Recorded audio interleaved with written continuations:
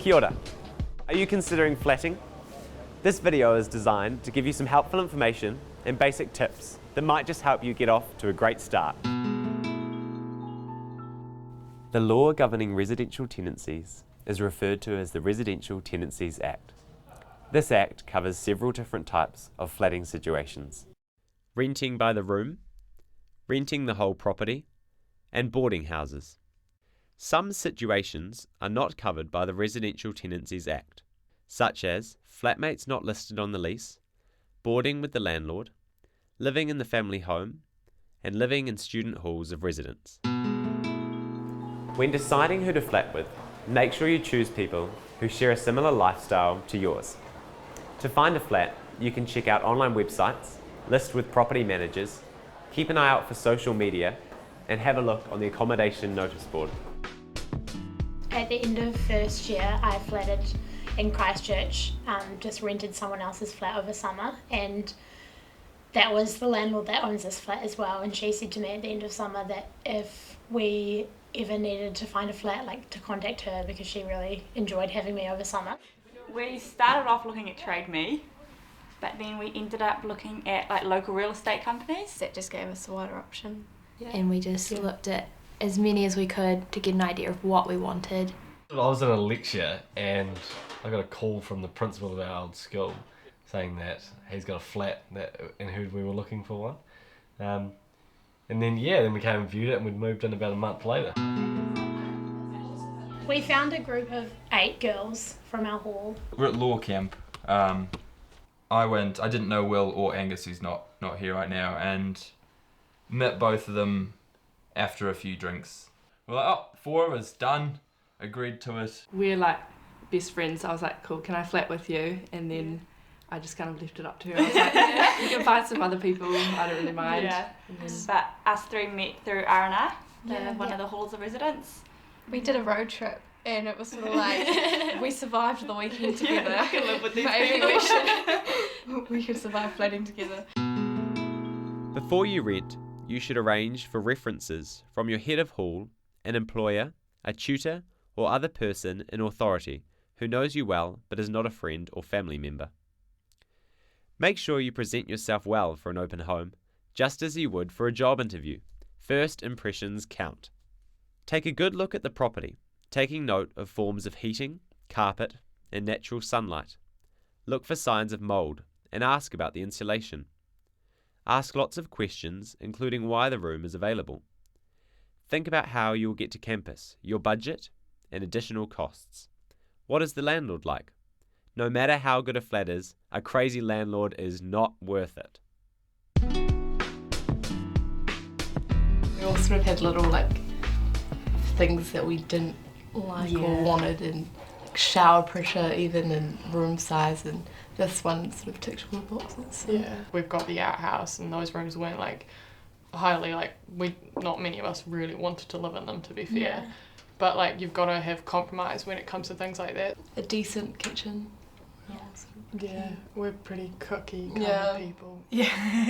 I feel like we wanted it to be reasonably warm. There was proximity to uni, and sort of how nice the place was. So you can generally have one of the 3 or 2 of the 3. So we were quite lucky. So we got this place quite cheap and it's quite close to uni, but it's pretty cold. There's a lot of mould. Yeah. We didn't want the typical grotty student flat. We really tried looking for one that had a nice kitchen, decent sized rooms, and then sort of a living space where you could just relax. It was supposed to be sort of reasonably close to campus. That was sort of walking distance. We set on what we wanted to pay in rent, so we had a maximum what we wanted to pay each week in rent, and then we've just budgeted around our experience over the first term. Angus, our flatmate's a bit tight. So his budget was about $100 a week, whereas... Which is why he's in the dining room. Yeah. He's in the... I was working full time, and Will wanted a nicer place, so our budgets were a bit higher, and then Ben met us somewhere in the middle. Our flat isn't the cheapest flat. Yeah. But we're happy to pay more because of where we are. And so you've got to kind of make those compromises in the budget, I think. Make sure a property inspection is undertaken with your landlord before moving in. Take photographs and note any damage inside and outside the property and the condition of the property in general. We came up the first time and then I think we like had a meeting afterwards and we were like, right, next time we need to check like water pressure and like this and that. We also talked to people, like older students at the university, to see what their advice was, and that's why we knew to check water pressure in the showers and kind of like north facing rooms and all that kind of where stuff. the sun would be. We came past one night, I think maybe on the way back from the foundry or something, and thought, oh, we'll have a wee look around. We couldn't see much. Yeah, I wasn't And, no, we had a proper viewing, and yeah, we liked it. Yeah. I think we were sort of quite like excited about the fact of moving somewhere that whatever we saw we were gonna like. Grace was already here, Yeah. so she and her parents went around and did that first. Took photos, Yeah. wrote down what was wrong so that, you know, you don't get pinged for it at the end of the year. Our landlord did that for us actually. She wrote a list of all the damage. We did that once we moved yeah. in. Yeah, They they went around and took photos of everything we could find. But not beforehand, I don't think. No. But they had a huge booklet Yeah. of every tiny piece of damage already there and said, And here it is, if you can add to it, that's fine, we know it isn't you. But anything that's not in this booklet when you move out, Yeah. we'll attribute It's to about you. that thick and It we've was held huge. on to it. We got this table and the chairs and the piano, which is broken. We got some desks and some like Desk chairs and stuff. cupboards as well for Yeah. like storage in our bedrooms. Our landlord also provided like most of our whiteware as well. So the UCSA notice board, which is on Facebook, is really good. Final year students are moving out of their flats, and so they're just quickly selling as much stuff as they can. So it's like February and November. That's the 2 times that leases end. Our TV and stuff, like the bigger stuff, we kind of decided that it would be better if like one person were to buy it than like we all go in, because then when we end up like going our separate ways or whatever, it would be too hard to decide like Who owned yeah. It was a shell, except for the curtains. Came with new curtains. And an Apart from- oven. The oven, yeah. The oven, yeah. An oven. But apart from that, we managed to get everything quite cheap and free. True. All our couches are free. My parents had this old lounge suite, so all the furniture in the lounge was my parents, and then We just worked around what we had at home. Yeah. And then so a lot of the kitchen stuff I got from a second-hand store in Dunedin. Everything else, just trade Yeah. me. There are 2 types of tenancy agreements: periodic or fixed term. Periodic gives the tenant and landlord the ability to end the tenancy with the required notice. Fixed term states a specific date, usually 12 months, that can only be changed with the agreement of both the tenant and landlord. it's a fixed term one For how long? for 12 months. 12 months. Make sure you read the contract carefully. Decide who is going to sign it and keep a signed copy in a safe place. If one person signs, this person is held responsible for the tenancy. If all tenants sign, you are all responsible and can be held accountable for unpaid rent and damages. This is known as joint and several liability. All of us. Yeah, we all signed it. All 4 of us. All of us. All 4 of us did, yeah. So it means like that anything that happens to our flat, we're all responsible. A letting fee, usually equivalent to 1 week's rent, may be required by a letting agent. A bond of 1 to 4 weeks' rent is required to be paid at the start of a tenancy to cover any unpaid rent or damage at the end. The landlord must provide a receipt and lodge the bond with tenancy services within 23 working days. Rent in advance, equivalent to 1 or 2 weeks' rent, is also required to be paid before moving in. When we signed our tenancy agreement, we had to pay 1 week in advance, and so that was probably September. Yeah. And then in December, before we moved in, everyone had to pay their bond, and the bond was 4 weeks in advance. Both tenants and landlords have responsibilities in a tenancy. Tenants need to pay the rent on time, keep the place clean and tidy, tell the landlord if anything needs fixing, keep a record of all correspondence with the landlord, and not annoy the neighbours. Rent and our dinners, which we do communally, are all on our flat card, so everyone just has little automatic payments for rent each week that comes in. Then there's the automatic payment that goes out to our landlord. Not a flat card, but we've got a flat account. So we'll put our rent in an extra $20 for power and internet. Yes, we've got two. So Same account. two cards. Rent, power, food, internet are all through the flat account. We're all pretty tidy, so we've never had to kind of pick on one person in particular. What cleaning? Yeah. Well, we did every week when we first moved in, but it's turned into about once a month. With their cleaning duties, we do have a roster, so the person who cooks twice that week has a week off duties, but then the other three sort of have a job. As tenants, you have a right to a place that is clean and in a reasonable state of repair, all previous tenants' rubbish and belongings being removed before you move in, to enjoy peace, comfort and privacy, and to correct notice if the landlord wants to enter the house for repairs, 24 hours, inspect the property, 48 hours, increase the rent, 60 days, or end a periodic tenancy, 90 days. Do you have a good relationship with your landlord? Yeah, really good. Yeah.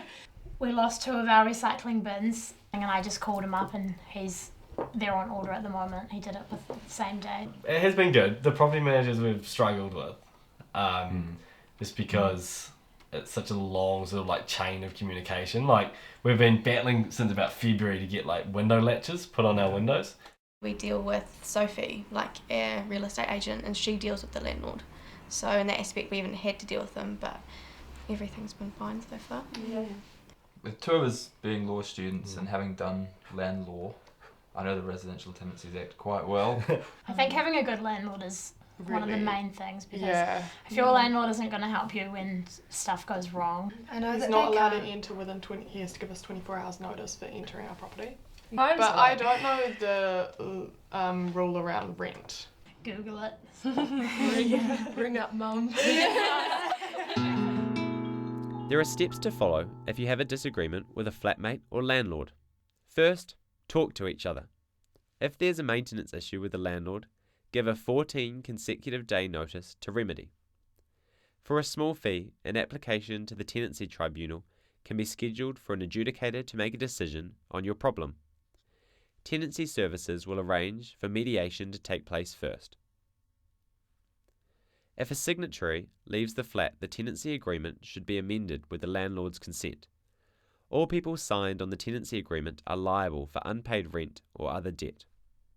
If someone decides to move out halfway through the year or something, it's their responsibility to find someone else, and they have to keep paying the rent. We have to again contact Sophie, and then she will organise the change on the contract. If you need help, advice or support, there are a number of different places you can go. UCSA Welfare and Advocacy is located on campus. They provide confidential advice, assist with appeals, and manage a hardship fund, food bank, and administer the Mickle Fund. Student Care is a support team on campus that can give you advice regarding your study and help you develop life skills. Accommodation Services is also a support team on campus to provide advice and information about your different accommodation options. They have a new publication called UC Guide to Flatting, available online and in print. Tenants Protection Association, or TPA, are community-based, providing free and confidential advice and tenancy education. Tenancy Services have information on their website on all aspects of renting, including forms, publications, and market rent. They produce a useful booklet for first-time renters called Renting and You, available online and in print. StudyLink may also be able to assist with a student loan or allowance. So don't wait. Ask for help if you need it. That's all from me, but I'll leave you with some final tips from our flatters. Would recommend a flat account. Yeah. Yes. Very open, you can see exactly what anyone's spending. Flat insurance. Yeah, insurance. So I Insurance think we is did all very this at once in one big meeting. It's very important to talk, because so often there's something small or something that's just sort of really getting on your nerve a little, and the other person would have no idea. Yeah. So, It's always the small things. And don't stress if you don't have a flat by August. Like you can still find them even up to December. yeah, definitely. And don't settle for something that you're not going to enjoy living in. We've really struggled with the last couple of months with like it being damp and cold, and we sort of had to throw in a few items of clothing and stuff like that, which has been a real pest. We talked to the flatmates as well that were here, which was really good. They don't really have any obligations to tell you that it's Really a really warm warm and super flat kind of nice. thing. So Yeah. Make sure you're flatting with people that you know you can live with. You know, there's your friends, which are your friends for a good time out, and then your friends which you can live with and have a good time with still. With burglaries, if they really wanted to get in the house, they can, and the latches are good. If I leave, I put my laptop in a secured place. Often when you move out, your parents will say, get a hard drive, back everything up, and you think, whatever, it's a waste of money, $100 or whatever, it's probably worth it. Because losing all of that information is quite a hassle. Google Drive or something can have quite just back everything up. Yeah, we're living in sort of like a cold old house, but like so is everyone down here, and everyone down here are students, and we're all real close to uni, so it's you're getting 100% of like the flatting experience. You're right in the thick of it, and we can put up with a bit of mold if we have to, just to have that experience.